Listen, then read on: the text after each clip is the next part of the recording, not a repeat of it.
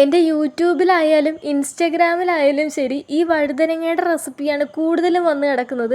ഇത് കാണുമ്പോൾ ഞാൻ എപ്പോഴും വിചാരിക്കും ഇതൊന്ന് ഉണ്ടാക്കി നോക്കണമെന്ന്. പക്ഷെ ഉണ്ടാക്കി നോക്കാനാണെങ്കിൽ ആ സമയത്ത് നോക്കിയാൽ വഴുതന കാണത്തേ ഇല്ല. അപ്പോൾ ഇന്നെന്തായാലും വീട്ടിൽ വഴുതനങ്ങ ഉണ്ടായിരുന്നു. അപ്പോൾ ഞാൻ വിചാരിച്ചു ഇന്നെന്തായാലും ഉണ്ടാക്കി നോക്കിയിട്ടേ കാര്യമുള്ളെന്ന്.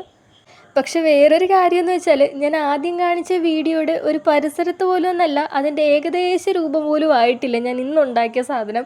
ഒന്നാമത്തെ കാര്യമെന്ന് പറഞ്ഞാൽ അവരെടുത്ത വഴുതനയല്ല ഞാനെടുത്ത വഴുതന. രണ്ടാമത്തെ കാര്യമെന്ന് പറഞ്ഞാൽ അവർക്ക് ഉണ്ടാക്കാൻ അറിയാം, എനിക്കതുപോലെ ഉണ്ടാക്കാൻ അറിയില്ല. അത് തമ്മിലുള്ള വ്യത്യാസം. എന്നാലും എന്നെക്കൊണ്ട് പറ്റുന്ന രീതിയിൽ ഞാൻ ബെറ്ററായിട്ട് ഉണ്ടാക്കിയിട്ടുണ്ട്. അപ്പം എങ്ങനെയാണ് ഉണ്ടാക്കുന്നത്, റെസിപ്പി എങ്ങനെയാണെന്നൊക്കെ കണ്ടു നോക്കിയാലോ.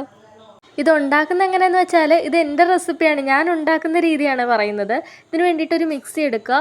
അതിലോട്ട് കുറച്ച് മഞ്ഞൾപ്പൊടി, മുളക് പൊടി, ഉപ്പുപൊടി, കുരുമുളക് പൊടി, അതുപോലെ ഗരം മസാല, കുറച്ച് കുഞ്ഞുള്ളി, വെളുത്തുള്ളി, ഇത്രയും സാധനം ഇട്ട് നന്നായിട്ട് മിക്സ് ചെയ്തെടുക്കുക.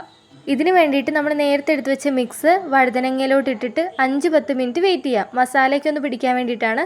എന്നിട്ട് എണ്ണയിലിട്ട് വറുത്തെടുക്കാം. അപ്പുറം ഇപ്പുറം ഒന്ന് മൊരിഞ്ഞ് വരുന്ന സമയത്ത് നമുക്ക് കുറച്ച് സവോളയും കൂടി ഇട്ട് കഴിഞ്ഞാൽ ഇത് റെഡി ആയിട്ടുണ്ട്. അപ്പം എന്തായാലും വഴുതനങ്ങ സാധാ പോലെ വെച്ചിട്ട് ഇഷ്ടമില്ലാത്തവർക്ക് ഇതൊന്ന് ട്രൈ ചെയ്ത് നോക്കാം. അപ്പോൾ അത്രയൊക്കെയുള്ള എൻ്റെ വീഡിയോ ഇഷ്ടപ്പെട്ടാൽ സബ്സ്ക്രൈബ് ചെയ്യണേ. ടാറ്റാ.